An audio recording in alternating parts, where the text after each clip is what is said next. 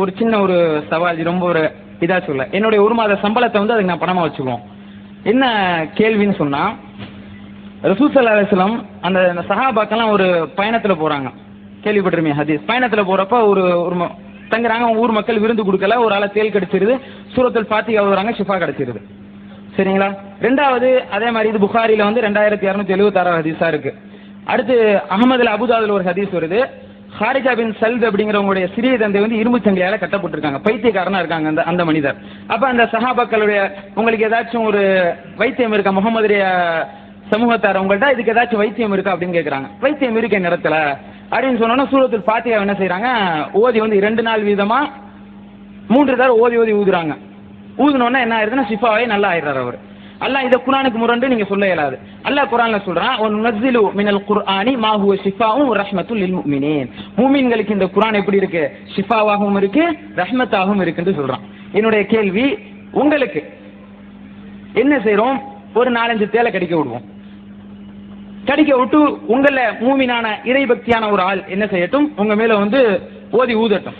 ஊதுனோடனே நீங்க ஆக்டிவா எந்திரிச்சு நிக்கணும். தேல் எந்த விதமான பாதிப்பா இருக்குது. ஒரு தடவை எந்திரிச்சிங்கன்னா 2வது தடவை, 3வது தடவை, 4வது தடவை. நாங்க என்ன சூனியத்தை ஒரு தடவை 2 தடவை நீங்க ஆட்களை கூட்டிகிட்டே இருக்கீங்கல்ல, 2வது வாங்க நம்ம ஜிஹெச்சுக்கு போலாம் இன்ஷா அல்லாஹ். நீங்க என்ன செய்யுங்க, உங்களை மூமின், நீங்க நல்ல இறைபக்தி உள்ள ஆள், என்னுடைய நான் உங்களை புகழல, வலவு ஜக்கி அல்லாஹ் அஹத், அல்லாஹ்வை தவிர யாரையும் புகழல, நீங்க ஒரு மூமின். நீங்க என்ன செய்யுங்க, பைத்தியக்காரங்க மேல 3 நாள் 2 தடவை வீதமா என்ன செய்யுங்க, அந்த வாசம் சரியாகல ஓதி ஊதுங்க. அந்த பைத்தியக்காரங்களாம் எந்திரிச்சு ஒன்று கீழ்பாக்கல, அந்த சென்னை எல்லாம் வந்து அந்த ஹாஸ்பிட்டல்லாம் சூரத்துல் ஃபாத்திஹாவெல்லாம் இழுத்து மூடிட்டு எல்லாத்தையும் நேரம் வந்து உங்க மர்க்கஸுக்கு வர சொல்றோம். ஷிஃபா டக்குன்னு இப்படி ஈஸியா கிடைச்சிரும். இதே நடைமுறைப்படுத்தி காட்ட தயாரா? இதான் என்னுடைய கேள்வி.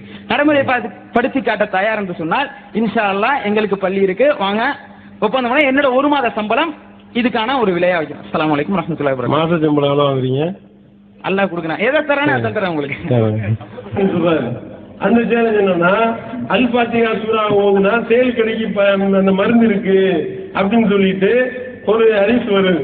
இந்த ஹதீஸை வைத்துக் கொண்டு என்ன செய்யறாரு, அப்ப வந்து உங்களுக்கு ஒரு தேலை கடிக்க விடுறேன், அந்த தேல் கடையை வந்து நீங்க ஓதி பார்த்து ஊதினோனையும் சரியா போயிருச்சு அப்படின்னா நான் வந்து ஒரு மாசம் சம்பளம் தர்றேன் அப்படின்றாரு.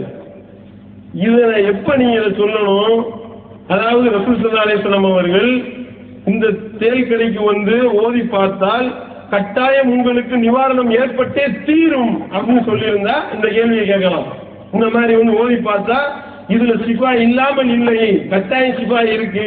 மின்னல் குர்ஆன் என்ற வார்த்தையை ஓதி காட்டினாரு. மின்னல் குர்ஆன்ல இருந்து சிலவற்றில் இருந்து உங்களுக்கு அந்த மின்னல் வந்தாலே சில அளவுக்குன்னு அர்த்தம், கொஞ்சம் அளவுக்குன்னு இருக்கு. அந்த குர்ஆன்ல உள்ள கொஞ்சம் பகுதியில இருந்து இருக்கு. அந்த அடிப்படையில முழுமையாகவும் இல்லை என்பதை அல்லாஹ்வே குர்ஆன்ல சொல்லி காட்டிட்டான். அப்படி சொன்னாலும் ரசூல் ஸல்லல்லாஹு அலைஹி வஸல்லம் அவர்கள் ஓதி காட்டியது இப்படி ஓதுனா கட்டாயம் சரியாகும் சொன்னாங்களா? இப்படி ஓதி காட்டினால் அவருக்கு வந்து உடனடியாக அது வந்து ஃபெயிலியரே ஆகாது என்று சொல்லியிருந்தா ஏற்றுக்கலாம். எப்படி இருக்குன்னா, சில விஷயத்தை கேட்டோமா இல்லையா, அதாவது வந்து 7 அஜ்வா பேரிச்சம்பழத்தை யாரு தின்றாங்களோ அவருக்கு வந்து விஷமோ சூனியமோ எந்த விதமான தாக்கத்தையும் ஏற்படுத்தாது இப்படின்னு இருக்கு. இதை நம்ம மறுக்கிறோம். அஜ்வா பேரிச்சம்பழம் 7 தின்றுட்டு விஷத்தை குடி அப்படின்னு சொன்னா அந்த சவர அந்த ஹதீஸை ஏற்றுக்குவார். சரியா? இவருக்கு நான் தர்றேன், இப்ப நான் 1 கோடி ரூபாய் தரேன். இப்போ 1 கோடி ரூபாய் ஒரு விஷப்பாட்டில கொடுத்து 7 அஜ்வா பேரிச்சம்பழத்தையும் தருவேன். இப்போ நீ என்ன செய்யணும், அந்த ஹதீஸ் பொய் நாங்க சொல்றோம், அவர் அதை நம்புவார், நம்பக்கூடிய கூட்டம் தான் அவங்க. அப்படின்னும் பொழுது 1 மாச சம்பளம் எவ்வளவு கிட்ட சொல்ல மாட்டாரு, அந்த அளவுக்கு கம்மியா தான் இருக்கு. நான் தர்றேன், 1 கோடி ரூபாய் தர்றேன். 1 கோடி ரூபாய் நீங்க வாங்கிட்டு இந்த ஹதீஸ்ல இருக்குல்ல, இந்த 7 அஜ்வா பேரிச்சம்பழத்தை டெய்லி யாரு சாப்பிடுகின்றார்களோ அவர் சாப்பிட்டு விட்டு சூனியத்தையோ அப்படி இருப்பாரே, ஆனால் சூனியமோ அல்லது விஷமோ அன்று இரவு வரை எந்த பாதிப்பும் ஏற்படுத்தாது. தெளிவா இருக்கு. அன்றைய நைட்டு வரைக்கும் இப்படி திண்டுட்டு குடிச்சா எந்த பஞ்சாயத்து இல்லை, நைட்டு வரைக்கும். இப்ப நான் தர்றத 1 மணி நேரத்துல விஷப்பாட்டிலுக்கு உடனே வாங்க சொல்லிடுவோம். பாலிட்டார் குடிச்சா கூட போதும். அஜ்வா பேரிச்சம்பழம் இருக்கு, ரெடியா இருக்கு, குடிக்க தயார் என்றால் இப்ப நாங்க தருவோம். இதுக்கு அதுக்கு வித்தியாசம் இருக்கா இல்லையா? எதை வச்சு விளையாடுறீங்க? வார்த்தை விளையாட்டு கூடாதுங்க. என்ன இருக்கோ அதை வச்சு சொல்லுங்க. இது வந்து புது செய்தியெல்லாம் கிடையாது.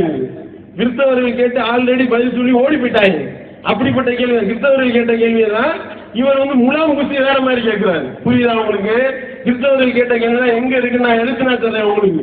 இது ஒன்றும் புதுசு கிடையாது நம்மள்ட்ட கேட்கறது. நம்ம அவர்களை விஷம் குடிக்க சொன்னோம்ல, அது பொய் என்று நீ சொல்லுவியா என்று நம்ம பகிரங்க அறிவுகள் விட்டோம். அந்த அடிப்படையில் விடப்பட்ட அறிவுகளுக்கு இந்த ஒரு அறிவை தூக்கிட்டு வந்தாங்க.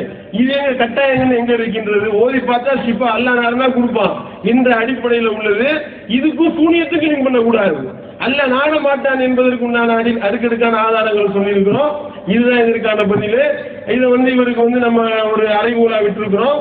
அதே நேரத்தில் மருத்துவம் பாருங்க என்றும் ரசூல் ஸல்லல்லாஹு அலைஹி வஸல்லம் சொல்லியிருக்கிறாங்க. ஓதி பார்க்கறதோட நீ நிப்பாட்டிடு, உனக்கு உடனே சரியாகும்னா சொன்னாங்க ரசூல் ஸல்லல்லாஹு அலைஹி வஸல்லம் அவர்கள். எந்த வித நோய்க்கும் அதனுடைய நிவாரணம் இருக்கு அப்படின்னு சொல்லி நீ மருத்துவம் பாரு என்றும் ரசூல் ஸல்லல்லாஹு அலைஹி வஸல்லம் அவர்கள் சொல்லி இருக்கின்றார்கள். நீ மருத்துவம் பார்க்காத, நீ ஓதி பாரு. எப்படி நீ அஜுவா தின்னுட்டு விஷத்தை குடிச்சா சாக மாட்டியோ என்று இருக்கின்றதோ அந்த மாதிரி பயங்கரம். அதுக்கு மருத்துவத்தை கொண்டு வந்தாங்கன்னா அதுக்கு இங்க பவரான விஷத்தை கொடுப்போம். பவரான விஷத்தை கொடுத்து ஏற்றி விட்டோம்னா நீங்க மருத்துவம் பார்த்து பிழைக்க முடியுமா? வாயில வச்சோடனே காலியாகிற விஷம் இருக்கு. நீங்க மாற்று மருந்து குடிச்சுக்கிட்டு நீங்க விஷத்தை வாயில வச்சாலும் ஆளு காலி, அஜுவாலா நிக்காது. அப்ப இந்த பொய் இருக்கின்றது, இது பொய் நம்ம சொல்கின்றோம். அந்த சோறு அதுக்கு உடன்படுவாரே, ஆனால் அதுனா 1 கோடி ரூபாய் நம்ம அக்ரிமெண்ட் போட்டு நம்ம ஒப்பந்தம் பண்ணிக்கிடுவோம். அவர் ஓகேனா நம்மளை சந்திக்கலாம், கடிதம் மூலமா எழுதி கொடுத்தாரே, ஆனால் அந்த ஒப்பந்தத்தை நம்ம வச்சுக்கலாம். இப்ப தயாராயிருச்சு. இதுக்கு மேல கேட்கிறாரு, நம்ம விவாதம் மாதிரியே வைக்கிறதுனால ஓகே தான். வாங்க, உங்களுடைய ஆலிம்கள் யாருன்றதை நீங்க உங்களுடைய லெட்டர் பேடோ, நீங்க எந்த இயக்கத்தை சார்ந்தவராக இருந்தால் அந்த இயக்கத்திலிருந்து லெட்டர் பேடில் எழுதி கொடுங்க.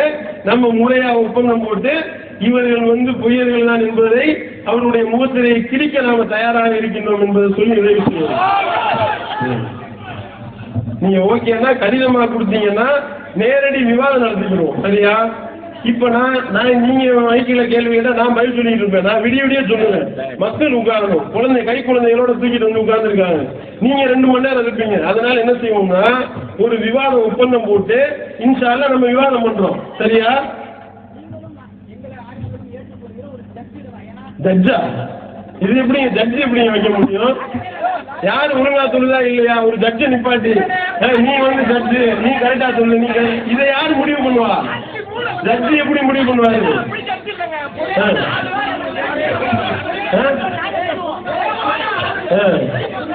பொதுமக்கள் தான் ஜட்ஜு, பொதுமக்கள் தான் ஜட்ஜு. அதாவது ஜட்ஜு இது ஓடுறதுக்கு விவாதத்திலிருந்து ஓடுறதுக்கு உண்டான ஐடியா. சரியா?